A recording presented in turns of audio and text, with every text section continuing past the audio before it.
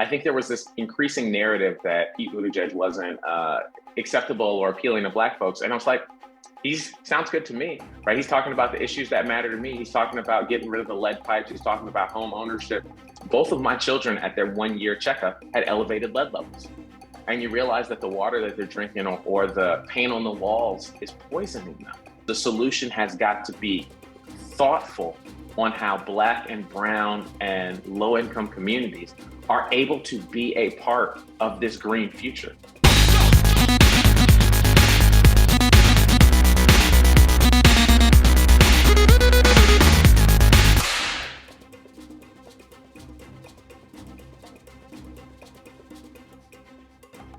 Let's talk about Transportation Secretary Pete Buttigieg, because that's kind of what brought you to our attention. You even wrote an op-ed when the current Secretary of Transportation was running for president. Talk to us about how you got involved.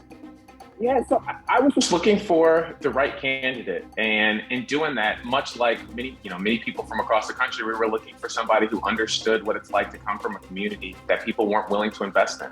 And growing up in a city like Detroit, I need that. I need people who care about it. And as we were talking about this space, I think there was this increasing narrative that Pete Buttigieg wasn't acceptable or appealing to Black folks. And I was like, sounds good to me, right? He's talking about the issues that matter to me. He's talking about getting rid of the lead pipes. He's talking about home ownership and Black communities and wealth, creation. And I was like, these are the things that matter to me. These are the things that I talk to my constituents about. These are the things that I've been working on. And here's somebody who's running for president and talking about exactly that. And it was a cool experience, right? To see someone who lived a similar kind of life, right? Grew up in a town, in a community that people were like, you might as well move. And to have seen so many of our friends and colleagues and neighbors do exactly that, to have somebody else who went back to the neighborhood, right? So much like Secretary Buttigieg, I grew up in a city that people were like, it's not gonna work. And folks my age, our age, moved away. And both the secretary and I moved back to our neighborhoods. We both got involved. We both, invested locally, and we're really committed to that space. And I said, I like that. Also, we both serve in the reserve component, right? So he was in the Navy, I'm in the Army. And, Mayor Pete would be the first person, running for president who had served, post 9/11. I was really grateful for the opportunity to invest in early in someone who I thought had the right mix of expertise to handle the kind of challenges that we have going forward. Senator Adam Hollier grew up in Detroit's North End. A former volunteer firefighter and an Army veteran, Senator Hollier holds a BA in Industrial and Labor Relations from Cornell and a master's in urban planning from the University of Michigan. You've said we can't talk about Black health and wellness without talking about environmental racism. Why are race and class important in this race? Yeah, it's so important for us to recognize the history of racism in our country. And I think when people hear racism, particularly non-Black people or non-minority folks, they're like, ooh, are you saying that to me? Rather, it feels triggering. The reason that I think we've got to talk about it openly and publicly is because it's a system, it's a systemic thing. It's not your individual prejudice that's the problem. The problem is our systems were designed in a way that negatively impact people of color.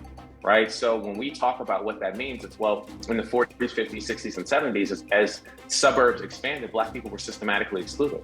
And that meant that the housing stock in, communities like mine in Detroit are 100 years old, right? And did not have the same level of new build, that our infrastructure was not upgraded and updated in the times once we stopped using some of these more dangerous materials, right? So both of my children at their 1-year checkup had elevated lead levels.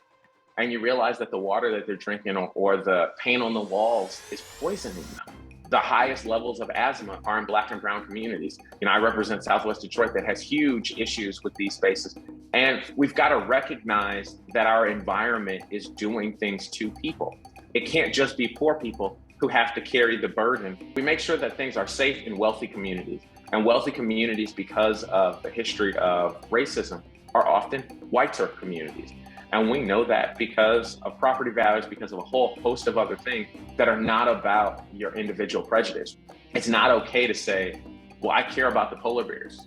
Yeah, cool. I also care about the polar bears and the ice caps. They are critically important.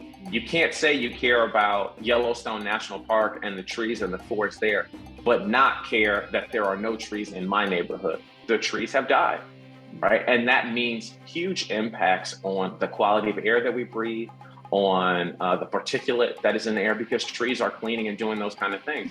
So yes, we've got to save the rainforest, but we've also got to replant in urban communities.